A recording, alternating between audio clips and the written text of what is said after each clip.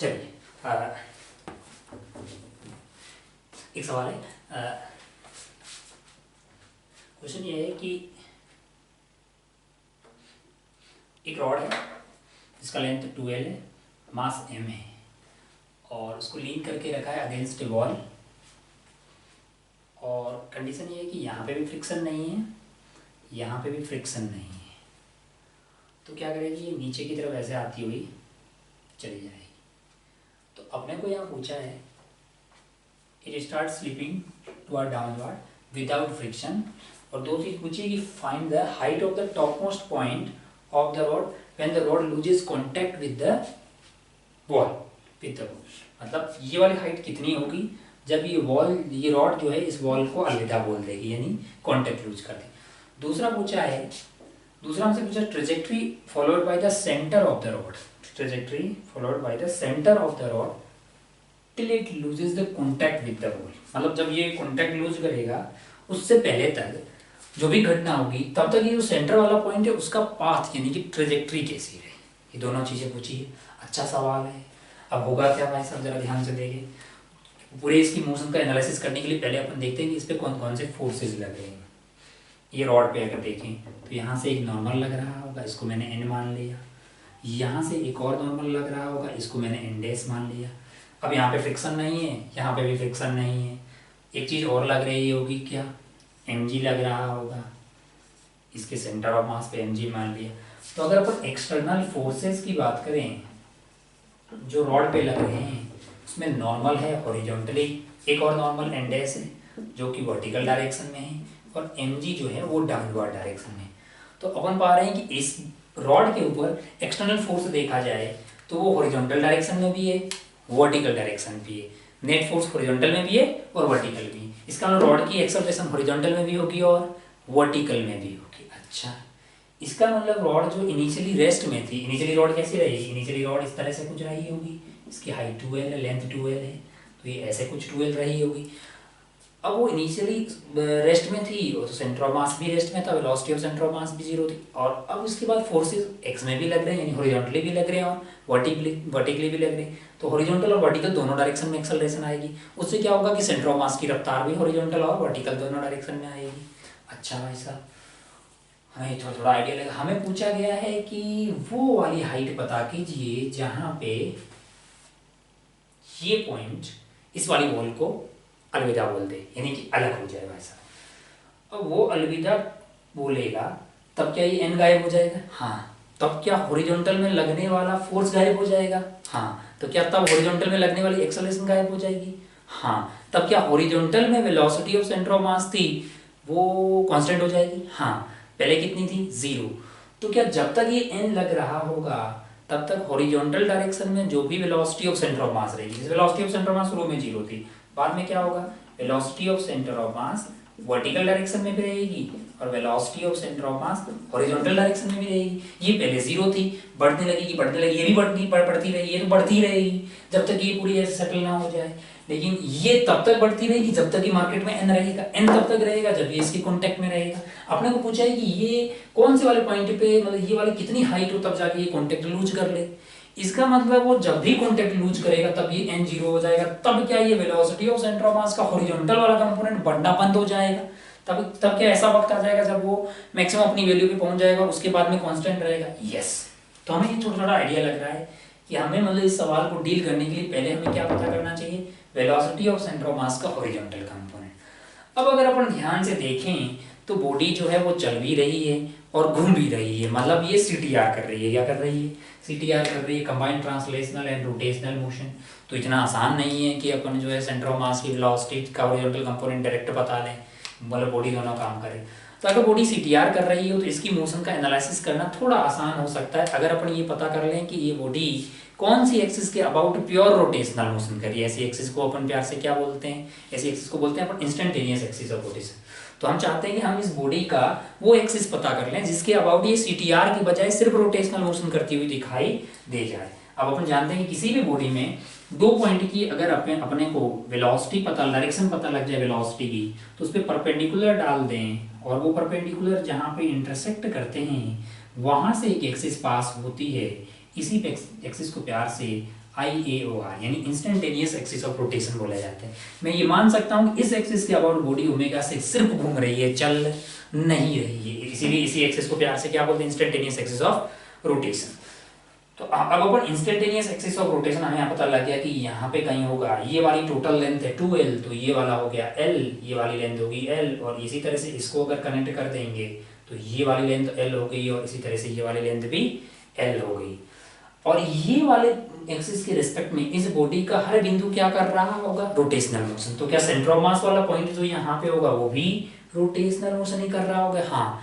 और अगर वो रोटेशनल कर रहा होगा, ये बीच का लेंथ हमें पता है, तो क्या ओमेगा इंटू एल से हमें velocity of centre of mass मिल जाएगी? यस। और अगर velocity of centre of mass मिलेगी तो क्या उसका हॉरिजॉन्टल कंपोनेंट ही तो हमें velocity of centre of mass, इसी की तो जरूरत है। फिर अपन इसी को तो मैक्सिमाइज करना है हमें। इसका मतलब हमें ओमेगा की जरूरत है। अब हमें ओमेगा प्राप्त करने के लिए क्या करना पड़ेगा? हमने फिर से देखा कि इस पे जो भी फोर्सेस लग रहे हैं वो कैसे, कंजर्वेटिव, नॉन कंजर्वेटिव। इस पे लगने वाले फोर्सेस है कंजर्वेटिव।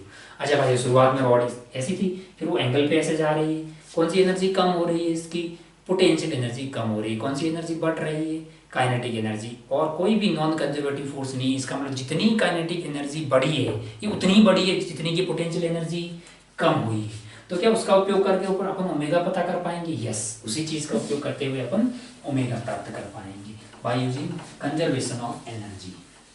आओ पता करते हैं। कंजर्वेशन ऑफ एनर्जी अगर अपन लगाएं तो अपन ये बोल सकते हैं भाई साहब कि जितना लॉस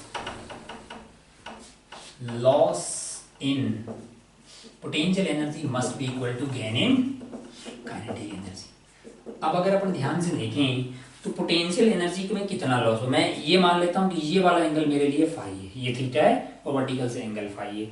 तो अगर आप ध्यान से देखें तो ये वाली जो हाइट होगी मेरे लिए हो जाएगी 12 cos फाई, है ना।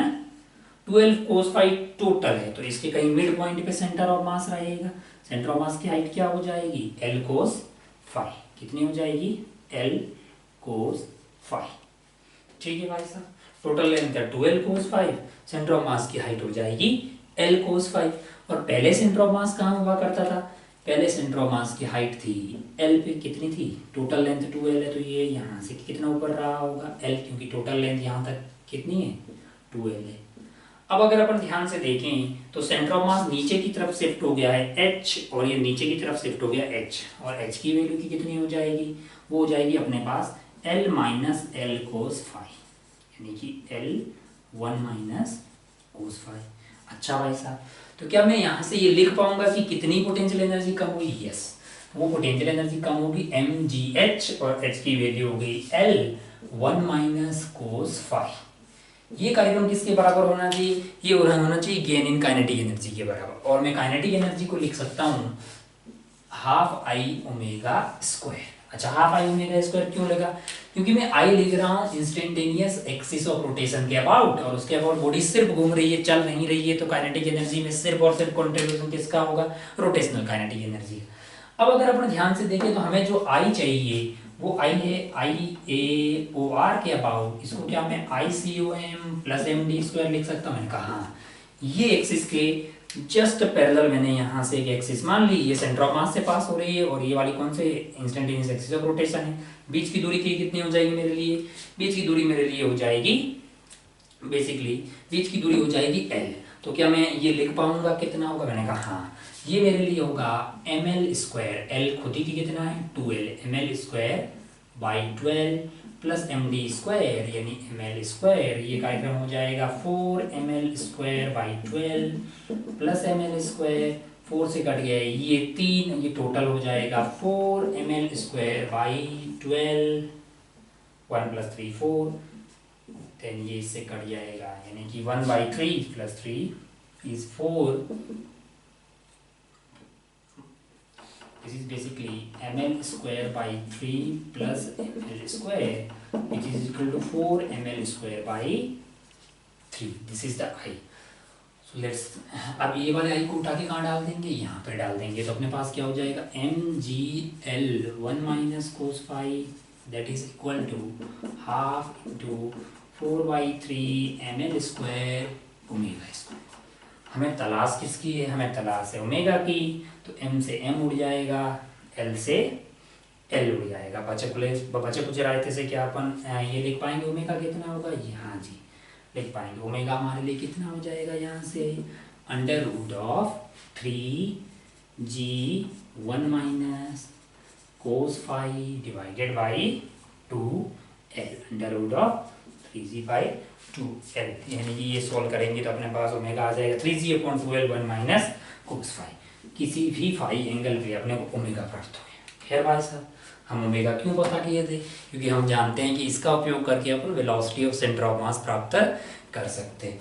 आइए आगे बढ़ते हैं और देखते हैं। अब जरा ध्यान से देखें कि ये पॉइंट, यानी ये वाले पॉइंट के अबाउट ये क्या कर रहा है, सर्कुलर मोशन कर रहा है। तो सेंटर ऑफ मास वाला पॉइंट भी क्या कर रहा होगा, सर्कुलर मोशन कर रहा होगा। और उसकी रफ्तार क्या होगी, इसके जस्ट परपेंडिकुलर इस डायरेक्शन में वो भी रफ्तार से चल रहा होगा। थोड़ा सा फोटो एक बार दोबारा बनाते हैं आसान करते हुए, और ये पता करते हैं कि वेलोसिटी ऑफ सेंटर ऑफ मास कितना है। अब जरा ध्यान से देखें, अगर मैं इसको दोबारा बनाऊं तो ये दीवार ये ऐसे, ये वाली टोटल लेंथ हो गई है 2l, यहाँ से परपेंडिकुलर डाला गया था, यहाँ परपेंडिकुलर डाला गया, और ये वाली लेंथ पे हो जाएगी 2l, ये l। अब जरा ध्यान से देखिए, ये हमारे पास है IAOR, ये वाले पॉइंट के अबाउट इस वाली रॉड का, यानी ये वाली रॉड का हर बिंदु क्या कर रहा है, सर्कुलर मोशन कर रहा है। तो जो सेंटर वाला पॉइंट होगा वो भी सर्कुलर मोशन कर रहा होगा, यस। और उसकी रफ्तार की कितनी होगी, मैंने कहा उसकी रफ्तार को VCOM मान लिया। मैंने क्या मान लिया है, VCOM, मैंने यहाँ से मान लिया VCOM। तो क्या मैं VCOM लिख पाऊंगा, मैंने कहा हाँ, VCOM कितना हो जाएगा, VCOM होगा ओमेगा इंटू बीच की दूरी की कितनी है, L है।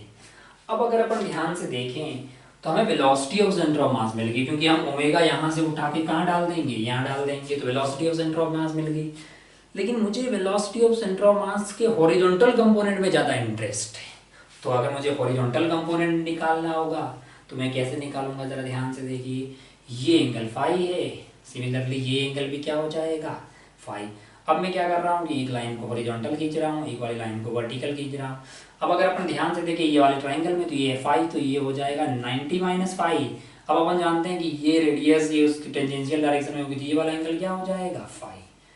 तो ये जो वेलोसिटी ऑफ सेंटर ऑफ मास है वो इस तरह से है, ये वेलोसिटी ऑफ सेंटर ऑफ मास है, और ये हॉरिजॉन्टल डायरेक्शन, बीच का एंगल फाई आ गया। तो जो हॉरिजॉन्टल कंपोनेंट आएगा मेरे पास ये इस वेलोसिटी ऑफ सेंटर ऑफ मास का, वो मुझे VH क्या मिल जाएगा, जो कि VCOM इंटू कोस फाई मिल जाएगा, इसका कोस वाला कंपोनेंट। और VCOM खुद ही क्या है, ओमेगा L कोस फाई। अब जरा ध्यान से देखो, ओमेगा की वैल्यू मेरे को प्राप्त है, ओमेगा की वैल्यू यहाँ से डाल दूंगा तो क्या मुझे हॉरिजॉन्टल कंपोनेंट मिल जाएगा, यस, मुझे इंटरेस्ट भी उसी में है। अब जरा ध्यान से देखो, हॉरिजॉन्टल कंपोनेंट मेरे लिए क्या हो जाएगा, omega L cos phi. Omega की वैल्यू को डाल दिया मैंने, कितना आ रहा है 3g/2l 1 माइनस कोस फाई। ये मेरे लिए ओमेगा हो गया है, इंटू मुझे L करना है, इंटू मुझे कोस फाई करना है। ये मुझे हॉरिजॉन्टल कंपोनेंट मिल गया सेंटर ऑफ मास की रफ्तार का। अच्छा वैसे अब मैं पुराना यहाँ पे आया था, जरा ध्यान से देखिए। ये हॉरिजॉन्टल कंपोनेंट तब तक बढ़ता रहेगा कि जब तक कि हॉरिजॉन्टल डायरेक्शन में ये n लगता रहेगा। ये n लगता रहेगा तो हॉरिजॉन्टल डायरेक्शन में एक फोर्स होगा, उससे एक्सेलरेशन आएगी, उससे वेलोसिटी ऑफ सेंटर ऑफ मास बढ़ती रहेगी। मतलब वेलोसिटी ऑफ सेंटर ऑफ मास का हॉरिजॉन्टल कंपोनेंट बढ़ता रहेगा। जैसे ही ये वाला जो रॉड है वो इस वाले वॉल को अलविदा बोल देगा, यानी उससे अलग हो जाएगा, तब क्या ये n रहेगा, नहीं, n जस्ट गायब हो जाएगा। तब तक ये वेलोसिटी बढ़ती रहेगी, यानी जब ये n गायब हो जाएगा तब तक ये वेलोसिटी हॉरिजॉन्टल डायरेक्शन में मैक्सिमम पहुंच गई होगी। उसके बाद इसमें कोई परिवर्तन होगा नहीं, ये कांस्टेंट रहेगी। अच्छा भाई साहब, तो हमें ये पता करना है कि वो वाला जब ये n जस्ट गायब होगा तब ये मैक्सिमम पे पहुंच जाएगी, यानी कि d v horizontal upon d cos phi d phi क्या हो जाएगा, 0, क्योंकि मैक्सिमम की कंडीशन यही है, v हॉरिजॉन्टल मैक्सिमम होगा तो फाई तो वेरिएबल है, फाई के रेस्पेक्ट में इसका फर्स्ट डिफरेंशिएशन 0 होना चाहिए। अब अगर इसका डिफरेंशिएशन करोगे, L कांस्टेंट है, ये पूरा रायता कांस्टेंट है, तो आप क्या करेंगे, √1 minus cos phi as it is रख दिया, कोस फाई का बेंड बजाया तो क्या आ गया, माइनस साइन फाई। अब जरा ध्यान से देखो, cos phi as it is है, दूसरी वाली जो √1 माइनस कोस 2 फाई का डिफरेंशिएशन हो जाएगा 1/2 1 minus cos phi. 1 minus cos phi का डिफरेंशिएशन करोगे 1 का 0 हो गया, कोस फाई का होगा माइनस साइन फाई और माइनस कोस फाई का हो जाएगा साइन फाई। ये कार्यक्रम होना चाहिए 0 के बराबर। तो root of 1 minus cos phi into sine phi must be equal to cos phi divided cos phi into sine phi divided by twice of 1 minus cos phi.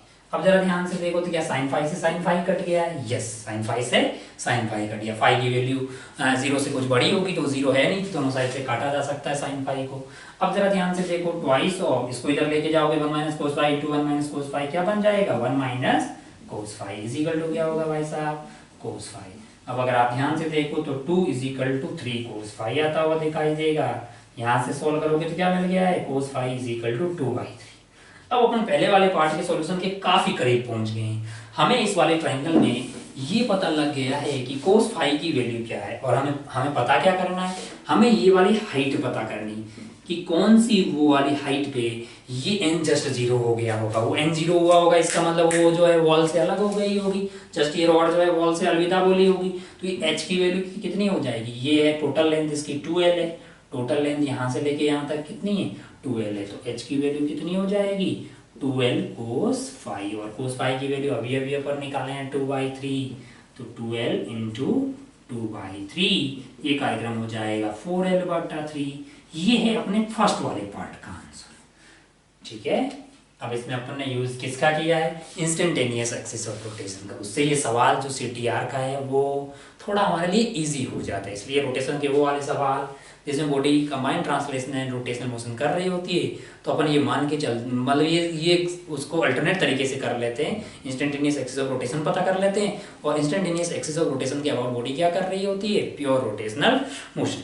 तो इसी में शायद सेकेंड पार्ट में आपसे सवाल पूछा था कि जो सेंटर ऑफ रॉड है उसकी ट्रेजेक्ट्री क्या है? जो सेंटर ऑफ रॉड है उसकी ट्रेजेक्ट्री क्या है, यानी कि उसका पाथ किस तरह का है। चलिए भाई साहब वो भी पता कर लेते हैं। बी वाला पार्ट है इसका, सेंटर ऑफ रॉड का ट्रेजेक्ट्री यानी किस तरह के पाथ में वो सेंटर ऑफ रॉड मूव किया होगा।